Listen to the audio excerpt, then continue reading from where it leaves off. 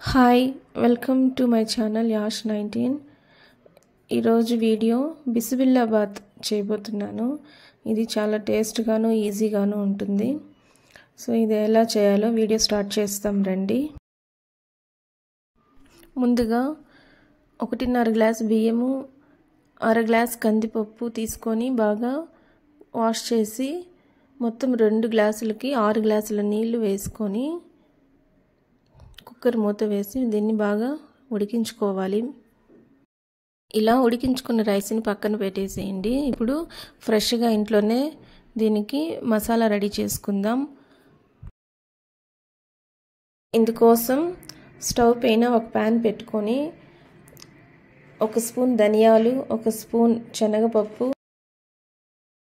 1 spoon జీలకర్ర, 1 spoon సోంపు, 1/2 table spoon మిరియాలు, దీంతో పాటు 2 ఎండుమిరపకాయలు వేసుకొని లో ఫ్లేమ్లో పెట్టి స్టవ్ని బాగా ఫ్రై చేసుకోవాలి. ఫ్రై చేసుకున్న తర్వాత లాస్ట్లో కొంచెం తురిమిన పచ్చి కొబ్బరిని ఒక 2 టేబుల్ స్పూన్ల వరకు వేసుకొని ఇందులోనే ఒక 1 మినిట్ వేయించుకోవాలి.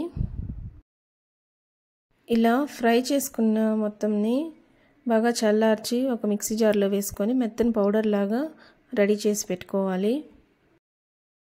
ఇప్పుడు ఇదే స్టవ్ పైన ఒక ప్రెషర్ కుక్కర్ పెట్టుకొని అందులో 4 టేబుల్ స్పూన్ల వరకు ఆయిల్, ఒక పచ్చిమిర్చి, ఒక 1/2 టేబుల్ స్పూన్ పసుపు వేసుకోవాలి. దీంతో పాటు ఒక మీడియం సైజు ఆనియన్ ముక్కల్ని, ఒక టమాటా ముక్కల్ని కూడా వేసుకొని బాగా ఫ్రై చేసుకోవాలి. ఇవి కొంచెం ఫ్రై అయిన తర్వాత మనం కట్ చేసి పెట్టుకొని ఉన్న వెజిటేబుల్స్ అన్నిటిని ఇందులో వేసుకోవాలి. ఈరోజు నేను ఉర్లగడ్డ, క్యారెట్, ముల్లంగి, నూకల్, కొంచెం పచ్చి బఠానీ కూడా వేసుకున్నాను. ఇప్పుడు ఇందులోకి మనం మిక్సీ చేసి పెట్టుకొని ఉన్న మసాలా పౌడర్ని ఇందులో యాడ్ చేసుకోవాలి. దీంతోపాటు 1 టేబుల్ స్పూను కారం, రుచికి సరిపడ సాల్ట్ కూడా వేసుకోవాలి.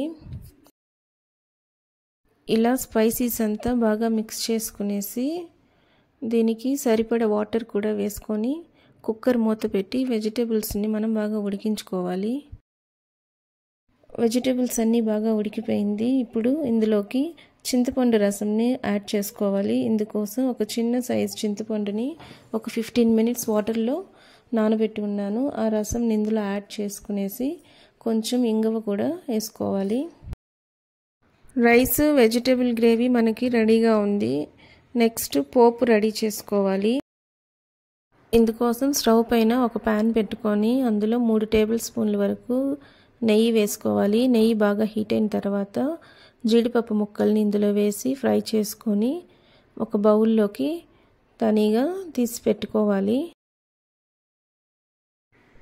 ఇప్పుడు అదే నెయ్యిలో కొంచెం ఆవాలు, ఉద్దిపప్పు, కొద్దిగా జీలకర్ర, కొంచెం కరివేపాకు, ఒక చిన్న ఎండుమిరపకాయ కూడా వేసుకొని మనం పోపు రెడీ చేసి పెట్టుకోవాలి.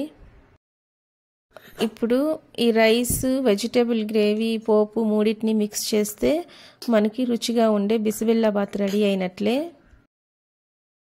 ముందుగా స్టవ్ని సిమ్లో పెట్టుకొని మనం రెడీ చేసి పెట్టుకున్న రైస్ని ఫస్ట్ బాగా కలుపుకోవాలి. తర్వాత మనం రెడీ చేసి పెట్టుకొని ఉన్న వెజిటేబుల్ గ్రేవీని ఇందులో బాగా మిక్స్ చేసుకోవాలి. రైస్ ఎటువంటి ఉండలు లేకుండా బాగా కలుపుకోవాలి. ఉప్పు సరిగ్గా ఉందా లేదా ఒకసారి చెక్ చేసుకొని తక్కువగా ఉంటే కొంచెం యాడ్ చేసుకోండి.